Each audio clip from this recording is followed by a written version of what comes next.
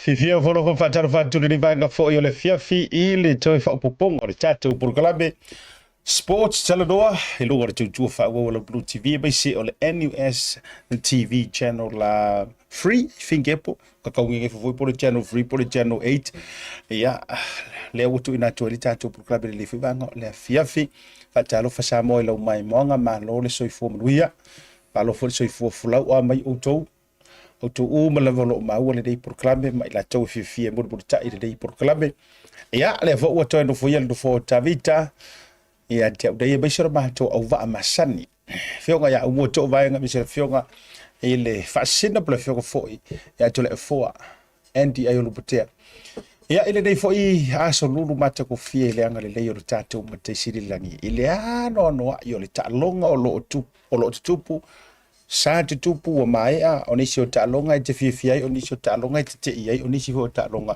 tua e faat ia ile ya wile au te fiafia fa feilo ai ya si o mato o va taro fa ma lo se fo mluia lo fionga ile presidente o tabe tua Urban Samoa a Toleafoa and Aiolupo ya malo seta Aumua ya me se vole mai mo mai mal fa fonga Samoa ya te fa feilo I te fo I mato por kalame fo yo sports no ne fia filosofia tu ne ulai ia fatano ina fo ia tam finga alum fana o Samoa talunga lo fa ia la langia to la kapime so talunga am se ia Olympics le fa ne no ia fa tai malo talo fa le sunga captain yo le au malo si New South Wales ia fatalo fat foi ia lo sunga I purenga le au malo si ale ale moru ia fatalo fat Samoa ne foi I tu rao tato po kalame fia fo I le ua o foi le felo inga mata po inga tato tunu ya me se foi le suisunga I au whainga renga ya me se foi lo Samoa ya tunu I whaforo whai o na mau e mai tato po kalame nei tu la fia maro le soi fo mo malangi ma taro fatu nei tu la les alo Samoa ya or matu fataro fo masania fo I ya mai le wala wa afar ni vai so ya mai weekend tau le mo wa o le weekend be le ala ngai le moanga ulanga ngai malo silo ferwa ima eka le voi nga makakaronga ba fa ofisi mai kola fa so melingo eka kamari po fermesa te lo ele sina talo a mese lo ka usamo ba tato o mese ta ua te lo ele sina talo ia so kan ale lo ka ele lo fo ingas ka ko ni mis ka mama ila ka ele lo ingas ka yoi ka pesili a mesini va fe Toleafoa olha o ko ka ko fero mas ka uswa o so ngi musu ma ko le foi ke so na ko fa so po le ka mali po sa upele wa kiri langa po pole yo ma o me ko e ke o ke no winga o ya se o kire kan ko po Toleafoa a kiro o ya je lo ve tiri po na fia oh ya sa wala le sa le ya lo kan ele au ka pulo uso ai oi wa mo ko foi me ko fe mai por vale que o solo fa ai sorry ai la ya man tu ra fa fira fa pena o nga powder ka lo fa mongi ya ke ya mai le nei weekend ba tu langa lo fioga yo all Olympics yo ka ronga makai foi mo mo ya me se ver ka po inga ka finga alum pa de usamo inga ya lo yo sa mai ma pe sken ko fa so ye skan male communities ka sa ia malo yo le tele o talo ngole o fanga so me se for Olympic ai se ale Olympic o tatu tel do se pia ka ule ya mai fo le tai pe yo isi Olympic Talanoa masangi ai o lusi mar in kalisi o ka langa Olympic anga ika ko uso ingo ifo fai mai le lanto fa anga ari e moni le ya set pauli si Olympic ho pe wole ise pe wole la pe ole wa lu fo I tanga tape o e fa karinga ya pita e moni le o isi na tano fo talangole ia ye wo mo fa sa fa no ai muni kala mo yo ai me se foi o opening le na tele ai upu matala mana tole opening le nga fa nga le tunu una yo farani au mai lo le ya le lanto pe tau no mai ai tu malanto wanga no mai ya sofa wa creek la to mythologist fo ngai matulanga whapena ai mana tuala ua tele ai ma upu ma whaitiona a tangata kerisiano la ngai pe e atangia mai e tau wha tau suwa i anga i le atafo i leo le last supper ia te lobo tele o nei mau vaenga ua toe tu i lalo ele committee whaafoe o le Olympic awa kuai ia ua sefe solo le to tele mana inisi o tula pe ke o mosta to wata tu na tu lunga ai ore la to fainga na ia neo a ua tato wa fea nei ta sil na vanga no te tono wa ka urusi ma ingresi o to tele mata ia ma kauli fo io falang ia ole ko ngwe host ele pe lua ko sanga o le manka penga il fainga le opening a misal opening Lewi sainga ma Amerika, ma Australia, kungi. Ole makoi lava ka penga pola fo la ko moto o la fa fe fingol me I attract le audience. Wal me ka wale o kanga kamamak. Pila me le to ko lusili ka le sio kanga ka ngo ola wala fa lo pia pa wa fo.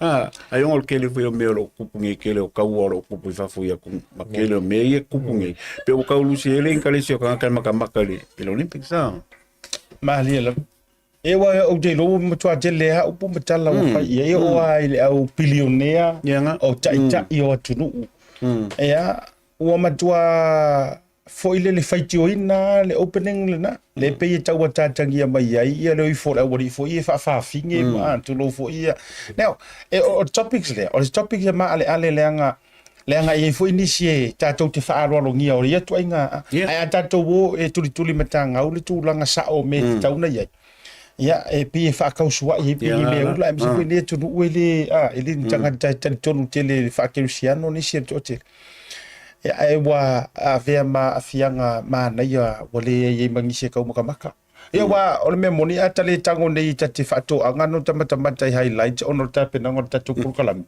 e ka kiri roa yang ia me pupu ngala ia e yo lese te misa mo man to le ano fale ole Olympica ma nisi fo yo upset ia me se fo yo nisi o vaenga le ai e foi nisi fo nga le nei vai so fo I talonga fo le championship mo ia o le tulanga na le wa fo mai fo I le fai mo ne vai so e talonga ia le All Blacks tava malo Springboks Australia ia ma Argentina le la ma le fo ia ta sila na vanga matu te afia ta marolonga pu le ia fo I merola ia fa nga solo loa ia I unga na to mai ni so tatu talonga le vanga le fifi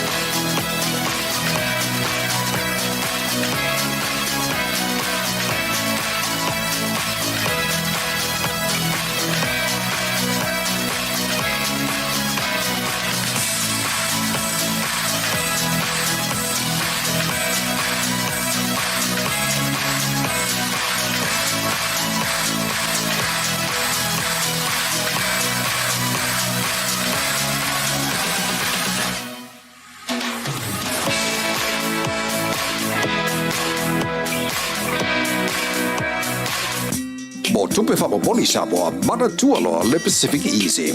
Olo whawau pere tātou whamitoa nao le 5 tala te tongi mo tupe whamamoli pe ae whaonga ina le PacificEzy mobile app.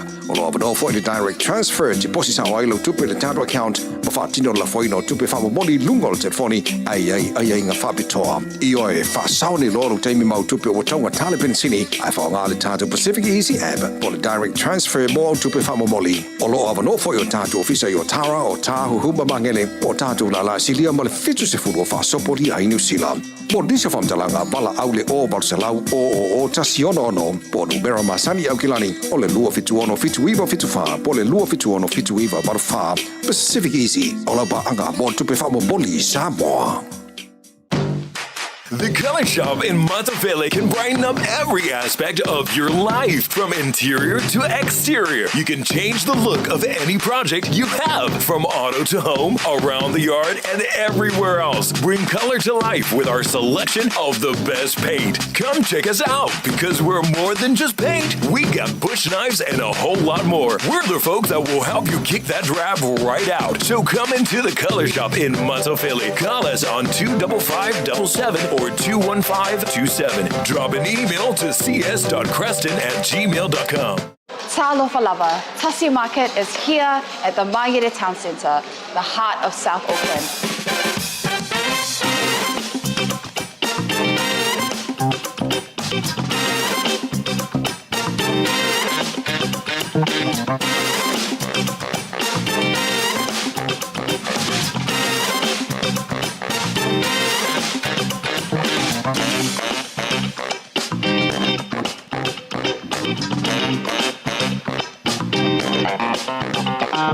There's no better way to support the 685 than to buy locally sourced goods.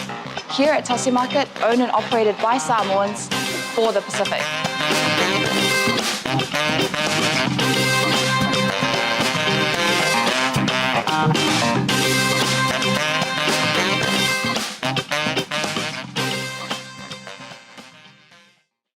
Toi va tu tini buat program di va ngara fiafi. Ola tatu Aumua Toleafoa. E nei ungo le tatu o tano ngoro pe ko fa kasuru nei. Tatu amata mo mal tatu walo mata mafana wala tunu ia e ui wale manuia tau lau fa mo tatu sevens. Yeah. Wa tasilia au sa fa pe tau ono fikiska kulaki se pinne. Ia wale manuia. Ai ole alo la le tunu ule u fa manuia ina. Ole ua me ia tuitulanga o finals i le tongi no le pulu sala falafa po le maa sala falafa. Le zunga ia Alex Melei sunga ia Rose. Ia wala so lua finangano le tumu whainga fo ia le ano le antunu ua misa fo o tūlanga taalunga te tele ne Olympic. Ia wa kau lo Olympic so le o le mawalunga le ngakai. Ia i ka alonga fo. Ia le wo i ka mwhainga ni alo Samu. Ia miskat pak. E ui la bai le pai pinge ma ale wo ole le fana wai ko kele kana ka pa u mai o kungu ia ma ko ia kungu keke ia ole sa o ko ia le alo ngi Samoa ia pa wale ia fam kalanga foi wanga ma ia ka foi ngai ke mi ngalo wai ia le sanga no fro le sang kom ia nga alo la ia molang kongi ia fa ia kongi ni sila le o kilang kongi ia sa o ko lo lunga ma Alexander ia pia o lunga la vo faingol kalong ai me ka ua le wo ia o la so foi le fai ka ke le lo la pola me ko po ia ke u fai kwa o ka ko kam le me mo so nga pi Malo faftai Aumua.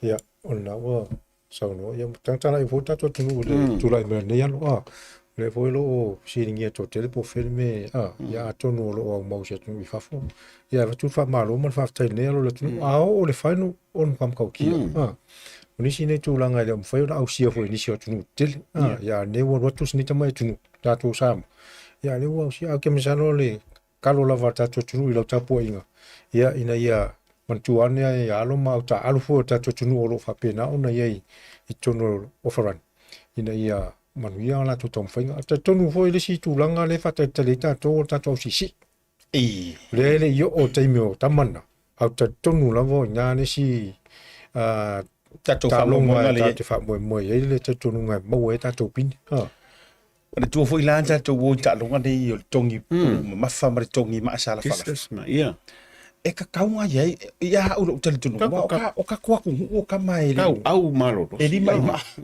ma to wa e non ta to le mele o ka wai ma ka wai popo ai le ia fa tu fa tai lo winga na le na fa tai sunga ya Rose po Alex o tele o mai lo fo i po le sunga ya Rose e au mau fa fo ia tunu nei po ta tu sam pa te ka kaunga ma lo si e ka ko le mele a Toleafoa Sa lea, kasi lea mea kaunga, wa ia i ka alonga Samoa, vaenga le Olympics, foi mea ka o Feliki. Ia wa awa pe o lewa kausanga o le mesi si e ka komiki. E maa losi kau au, ia wa ka alonga ngi, e whai maa losi o kau au. Ka kau, e o whai mina le hammer throw, le ka ke vai ka avi. So le a ko u e ka komiki e whai nge mea. Kusala e a ngā ia ngai nge, i alo mala kam whainga. E kilo whai i ka alonga nge, ia kam whai, ia wha o au ka komiki e whai.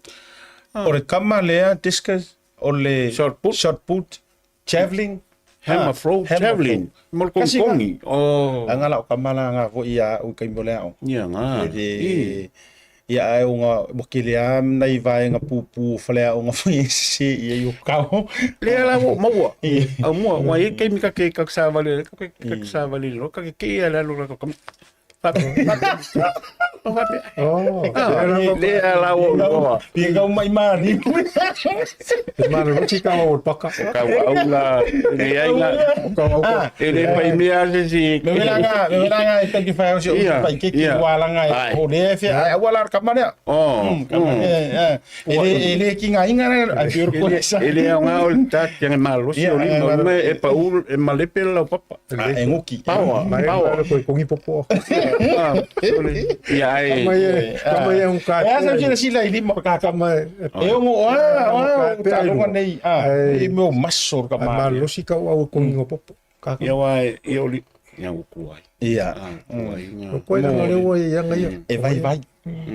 Ele mamau le ro kau. Le mamau le kau ka. E ka mo kwa. Ka pawa la. Ia le kai pelo ka longa ai ta longa javelins ma me fa pena. Ka ka mai. Anga before ia ile au ri e o mo ku ikasi o nga. Vai fa pena. E fo fa me na me o ka to le a. Ia ma tau ai fo fa o lo ai. Tu ora ia mai. Ia ma le ro so mamau. Ia wa ke fa ia ko o vai ma ku ka komiki. A mange e mange fai ku la le ku kum vai. E ma kuai.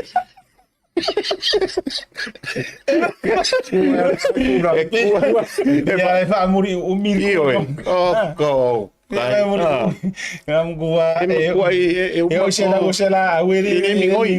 Ala ku fa pengi vai fa pe ka fe ngi ka me ki mo koi. Si so re sa mo ko le fo si le fa nga i ngaro ro ku ke. Ale winga na. Ala foi la le ala ta fa ya tu wala o ta tu re tu ka ke ta te musu le upu fa mo te lo mo ro vandi. Ai. Ai so. A ve mai la ka manga fa nga la ka. Ele if you tatu mano tongi ba se so au tongi puru mamafa ole nga i mai ia me foi ai vai e uminga ku e ka ringi ka long ai o ki foi ma fo ole si ta longa na matua fa te ia ole se lau mita le anta mai ta ai ta au tatu i vanga olympic maka u kia le fa ke inga ka le mai Saint Lucian Pea South America sa wel te ta ile o te fai atu lo tala e se le tu inga mo o matua fa te ia umala langi a South America antoa e si ala tu te mai ta ifo ile o sha ke nga America le ia le nga ifo mo e ri o ko ngi di mari o mo telefone ia matua tia ia tua el te mai ta ile mai South America o pese mera kala ka ngai Puerto Rico ia o te mai tu no fa tu sa fo ile le Saint Lucia la kala ka it's in the Dominican Republic ai fa tu ngonge pe o Samoa approximately se la war fulu lo se la wa fele tanga tanu just an island for it ia o tu no ne o mai superstars le la na matua tangoli malua ro ia le Saint Lucian le se la ubita ma ave ai o le pini au mo le uru taimi le atu Ia masi be fo yo ka longa le sala mika o pesta yo ku. Ia ko le ki fo kai. E ko ai lo la oso. Ia al menga ko pu il fat. Ia lenga vai ia nga mak a oso al kenge ne. Lima mika muai ol menga nga o ia. Ah. Ar tūlanga fo le. E rei ma se sama fo wina o le ala vai le faitaunga.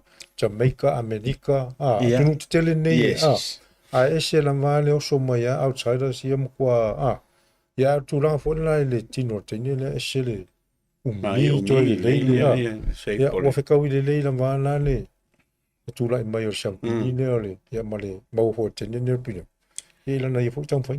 Pero fengon mo e re foi o Usain Bolt. E foi la mi a tau inga mai ngo mai lo tu so.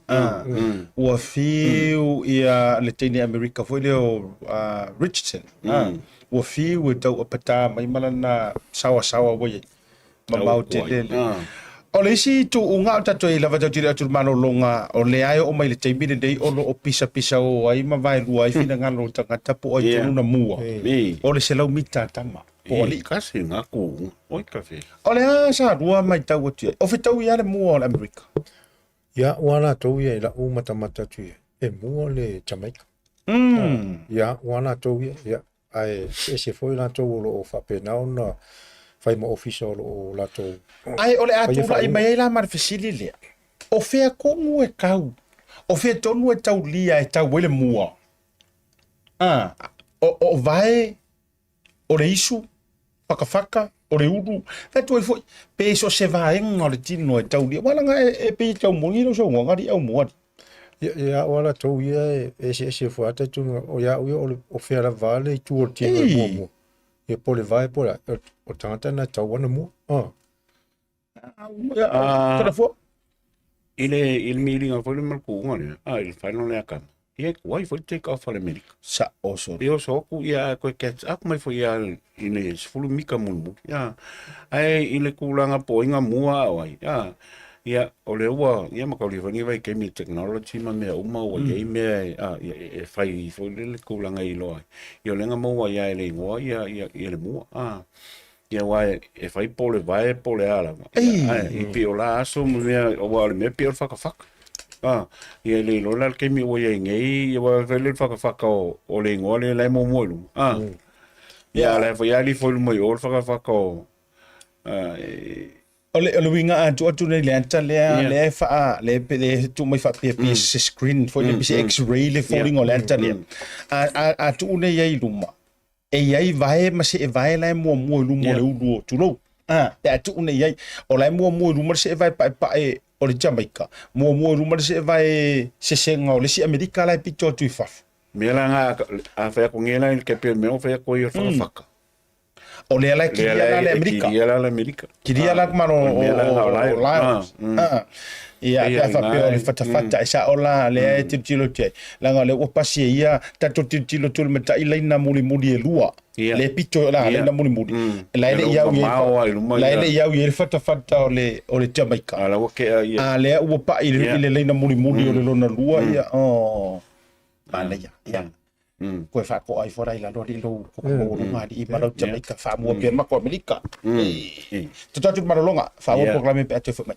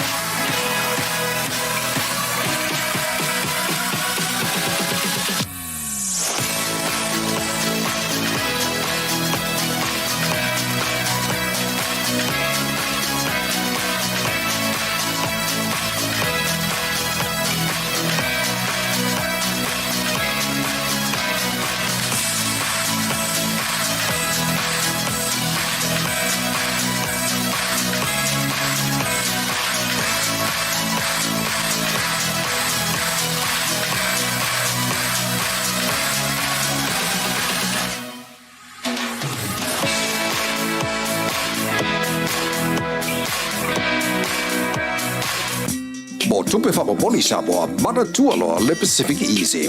Olo whawau pere tātou whapitoa nao le 5 tala te tongi mo tupe whamamoli pe ae whaonga ina le PacificEzy mobile app. Olo avano fo i direct transfer te posi sao ailo tupe le tātou account ma whaatino la foino tupe whamamoli lungo le telefoni ai ngā whapitoa. I oe whaasao ni loro teimi mau tupe o taunga tale pensini ai whaonga le tātou PacificEzy app po le direct transfer mo au tupe whamamoli. Olo avano fo i o tātou ofisa i o Tara o Tahu Humba Mangele o tātou la silia ma le fitu se furu o whaasopori ai New Zealand. Mo disa whamtalanga bala au le o Barcelau o Tasi ono po numera masani au kilani o le lua fitu ono fitu iwa fitu wha po le lua fitu ono fitu iwa baru wha PacificEzy o la ba anga mo tupe whamamoli Samoa.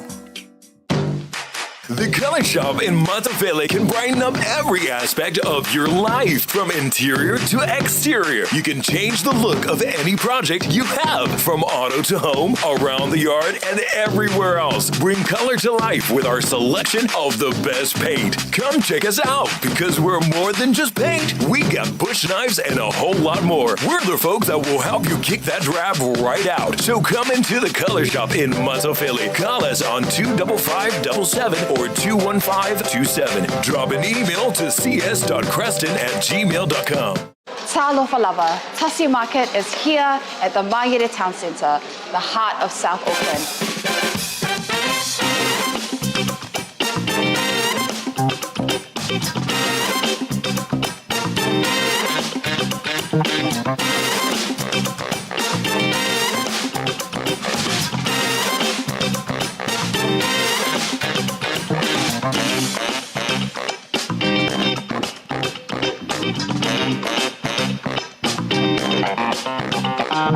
There's no better way to support the 685 than to buy locally sourced goods. Here at Tasi Market, owned and operated by Samoans for the Pacific.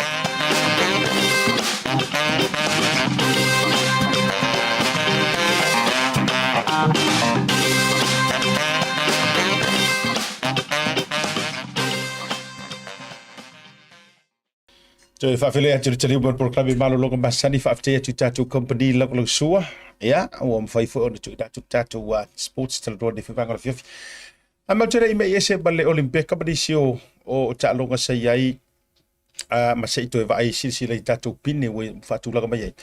E mo moli fa malo li tato au 7 sa New Zealand. Ia lango sia kako au. Ia, kako ia. Tino tato Samoa. Ia lango ole polonga New Zealand ia ulua. Le no fa congratulations li tato 7 sa ale tene New Zealand.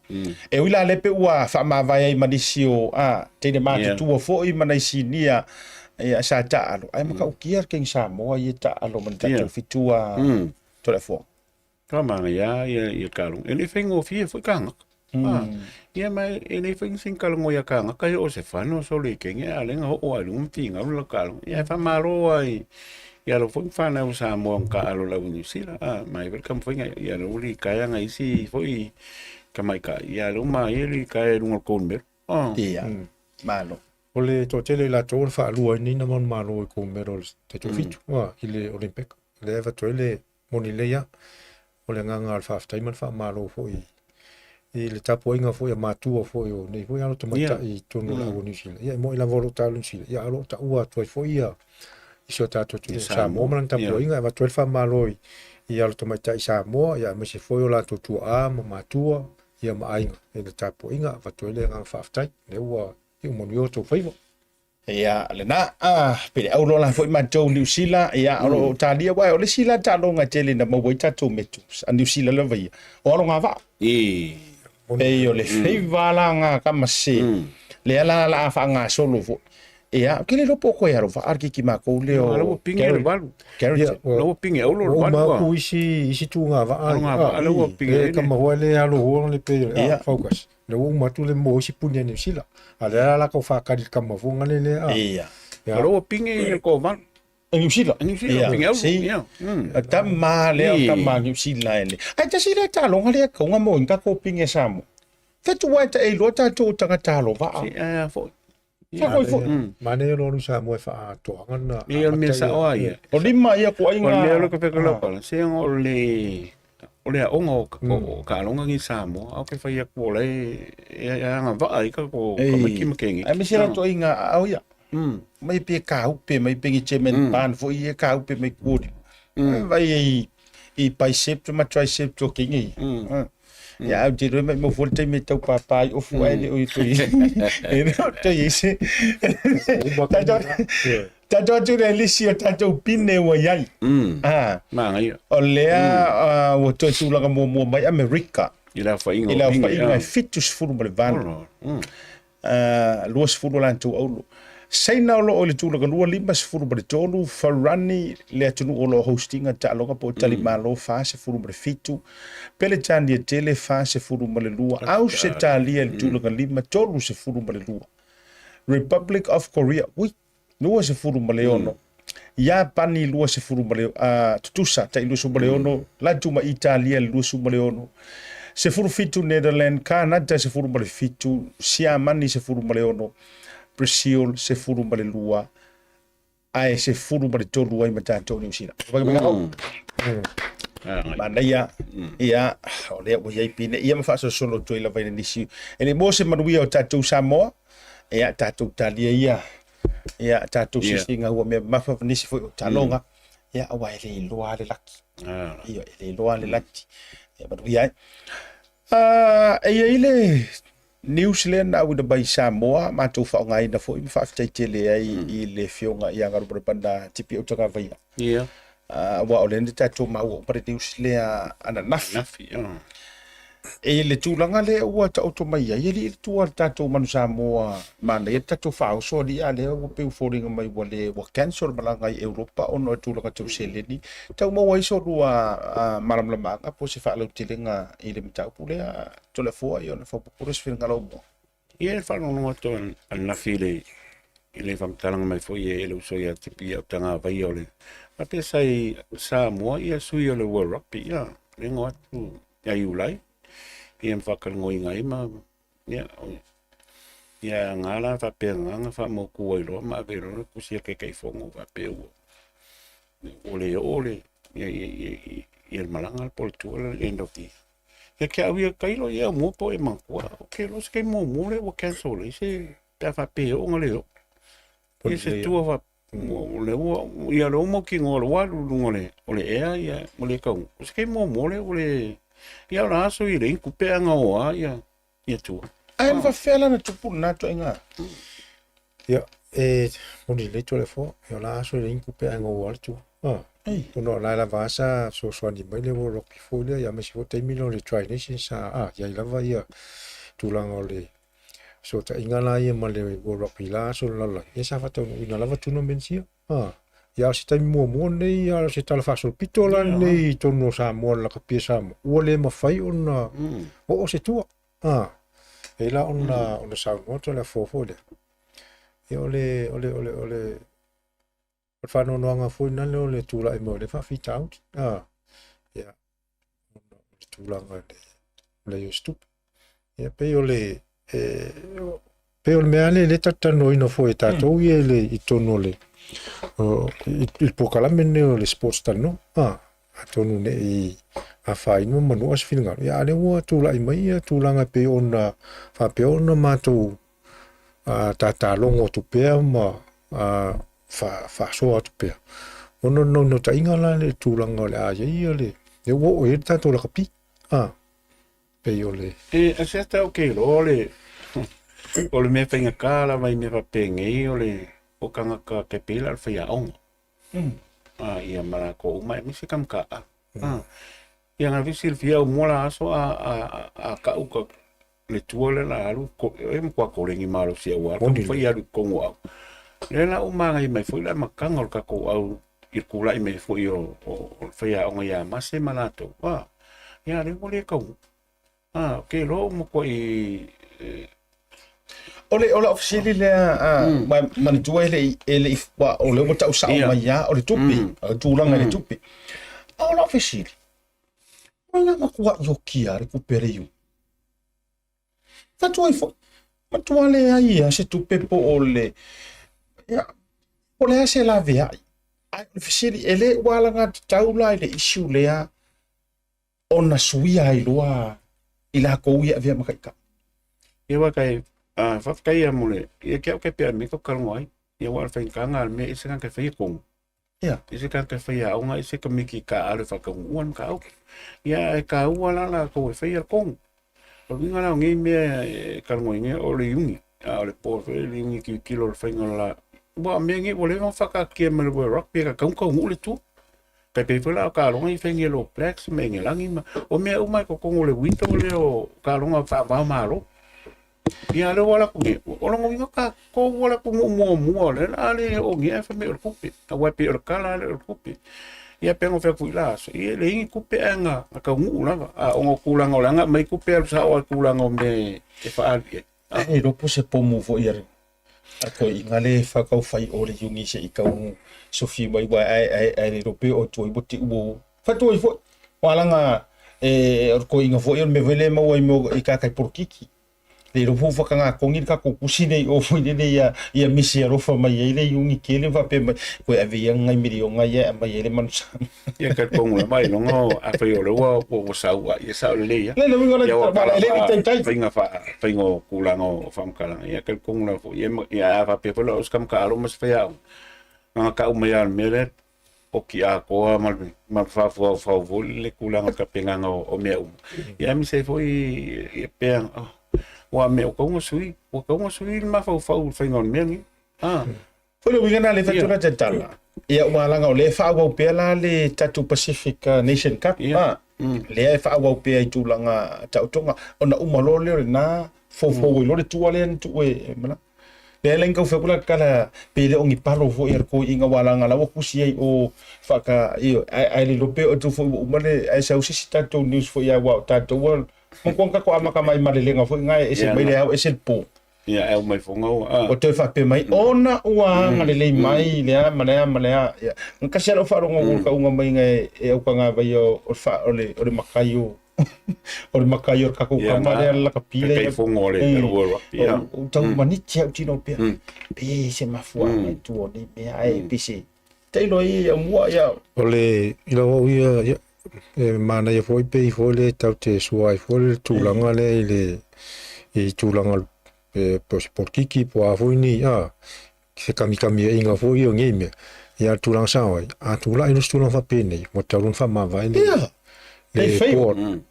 o le tūlanga sawana le wa vatu tat po kalami o le fo lo ta pena lo mai o le se lauto sang yo la nga o le fa mana to se lauto sanga a e o le lo te le o lo tula I me fa fita o tono le ni la pia ia o le se me fo le sa le look fo de ima to fo le ma se na to inga fo le te le la to fo uso ia le la to fe malanga mai le fam twino se la to sanga la pia sam ia se me pito sili le na fa no lenga tula I mai le tulanga le wo o ia tato yuni ia ula to yo o te mine sili lo pe fa ma vai mo la to wa ya wa la to lo wa o stu na fale to no la pin ya to wa lo fa ya lo fa no la to no mal la pi se fa mo to fa mai lo le o la ma to e solo o te mana foi la termine bo tau na fa se o kika sa o ali la pi po la tu langa le tu la ye tu langa tupe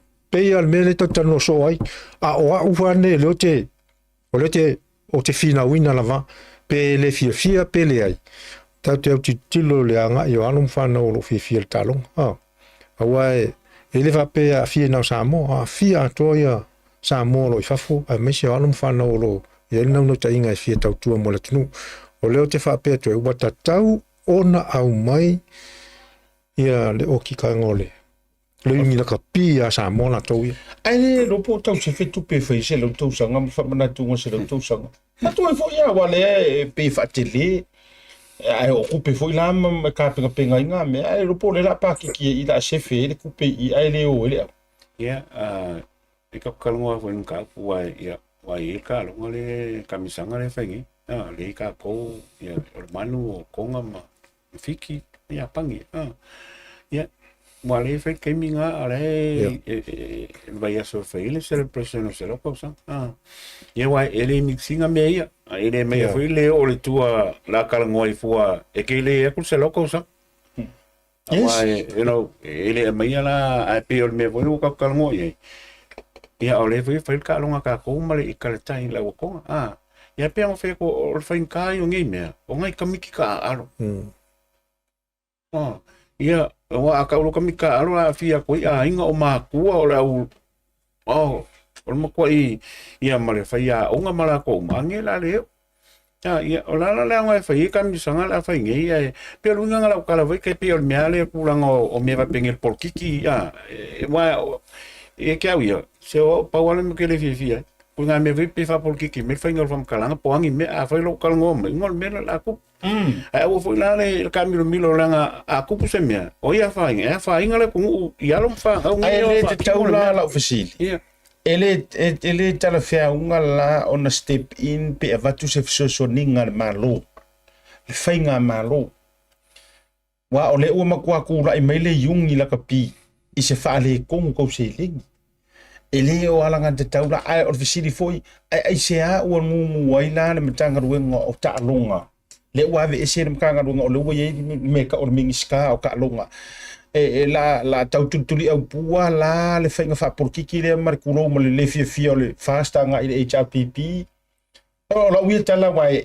se fele yungi le anga o ka ko we u mai le yungi ye ya lo mo fa nga o le fo la kapi ai peita tau tutuli fo ia wala nga manino masa no nga ni se fo ta yo o le tunu u fainga malo o le fia kai fongo ba le fia au porkiki le ko le pe ia tala pe la tau personal fo le fainga le me ai le wata tauna lave ai manino lave to ai el fainga malo mo tanga ngo ta lo what do you think ingai me o mala vai o malo e fa lango fo ile kapi e ka wai foi la ngol por kiki ma me ku lai mai ma kupu mai wa fa ingel kalo le winga na le na fa tu lo ta me o fainga ka ko ngale me ngale ngai al ma fa ia so ko nga i ma kai mo ke awala afia mai for por kiki ko ngol kalo awa ko nga me lai ko pungi ia fa kainga ava pengi o malo e mo ko ia o malo alai e ku me o rugby union ka kai fongo ia ele kai ri ko ngai le ava ku i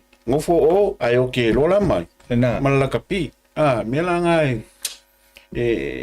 ka kauanga nga vese uma ka por kiki ma ka ai ku pela kapi ka lo ngai fai wa pe lo ka ngai fai e ka kau la fai kong a fa pengi e o mele ne o tu o i kan ka fa ekusili mala ku report na tonu o kan ka ngi fa kong o la ko me ka penga mal me ki kilo ma we a fa pe o kupe o le ka penga pe me ka ngo ko le moro e fai e fa fenga mo sponsorship kong me e ala nga mo me o resorts o yengi resorts le me yo le ai la me le kup development no fai e fa o mo kwa ke le o me le kup ko kong li ya amar to foi la ante le development pa tua a fo ye le 2 miliona le na ave tong ye current teaching o matua la fa ia uma ya nan development sa tona ye wa te lo o lo o ke le nga ku pe o mai ba ese ma wat so ai le qualify ye ta to olympic le na fa to football club de tele al wat to foi le o macraft la to ia al me anta si le qualify ta to olympic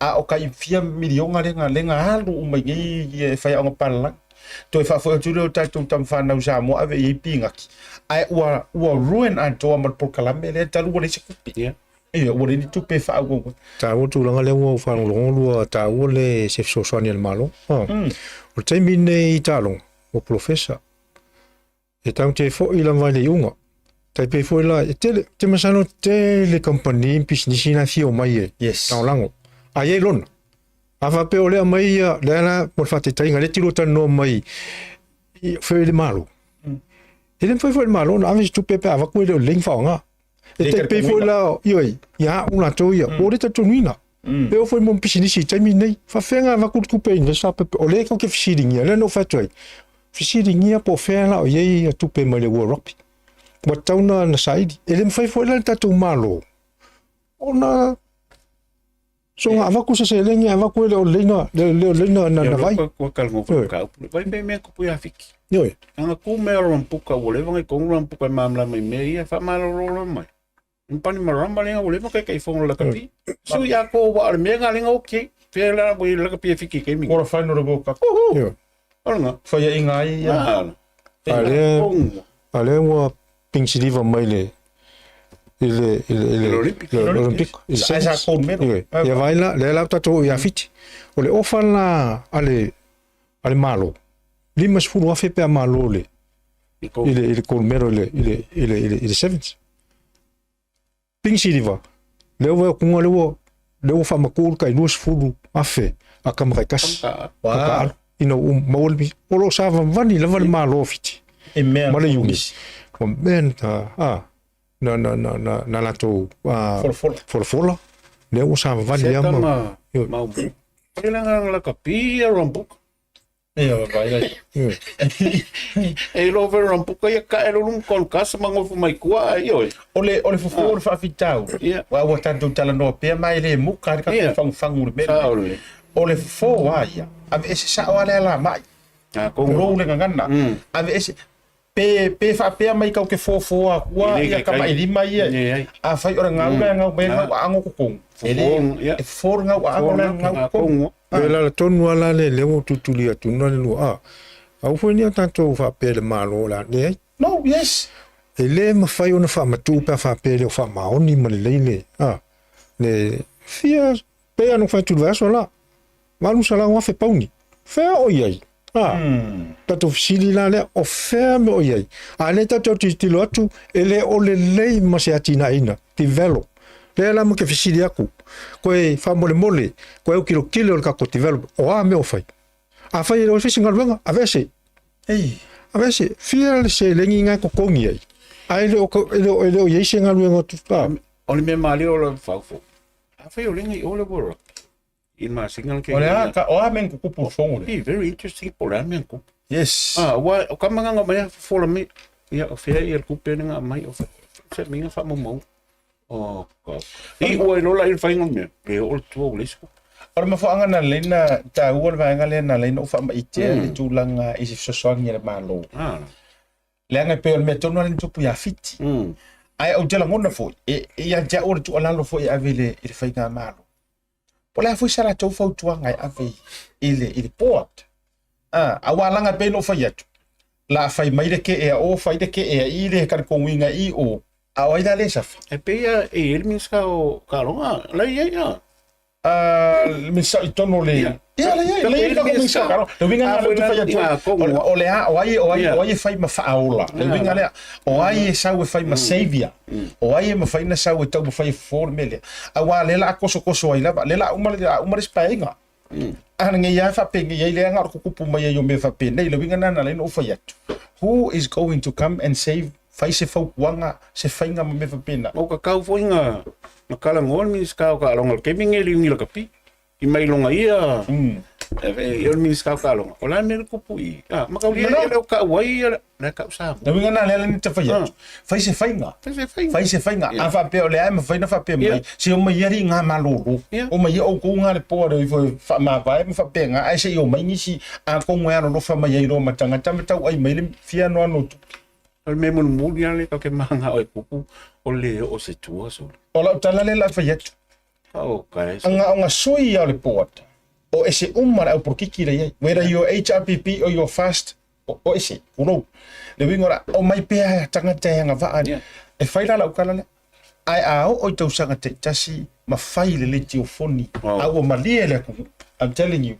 Ele fai me ku pele ale rugby ku pele e sa tangata people's team kang ore au kang ka Samoa's team fai el mesa nga kongo nga vai la ia kausanga nga le o ile kausanga e Samoa or ka ko au le la fai le rofi mai le tu ai fai ka ke ro ai kamare ia e fa mai fa vai ia toi ona o mata tu te ia le vanga fo yo le vief ia taru sia ia le fa mo moya me sa tu ia ai mana tu foi Samoa ia o se mantu saule na le fa so al pro me sports te don vanga le vief e se ngana le tu bali la fu fa vatele ia ma tu fa tu mo le vief mo ia tau manga so fo Samoa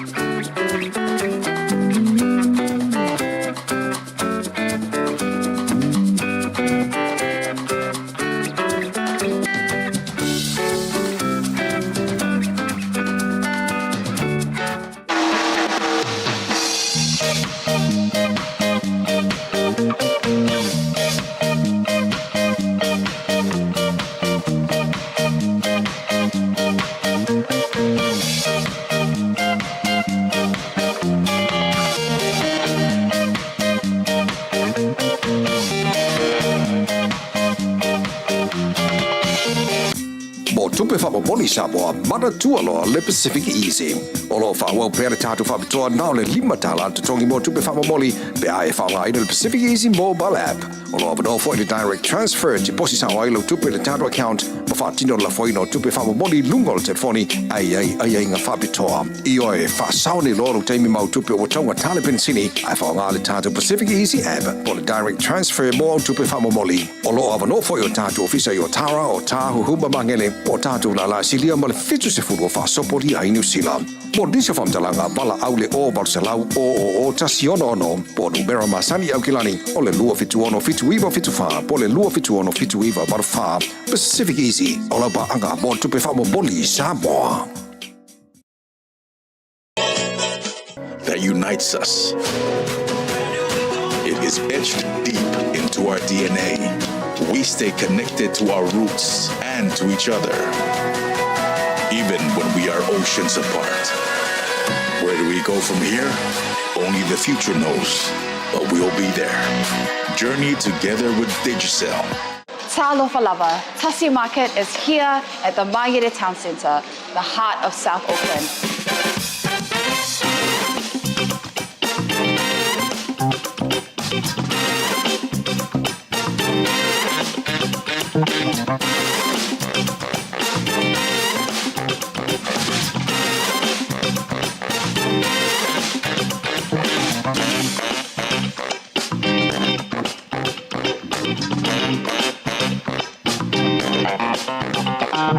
There's no better way to support the 685 than to buy locally sourced goods.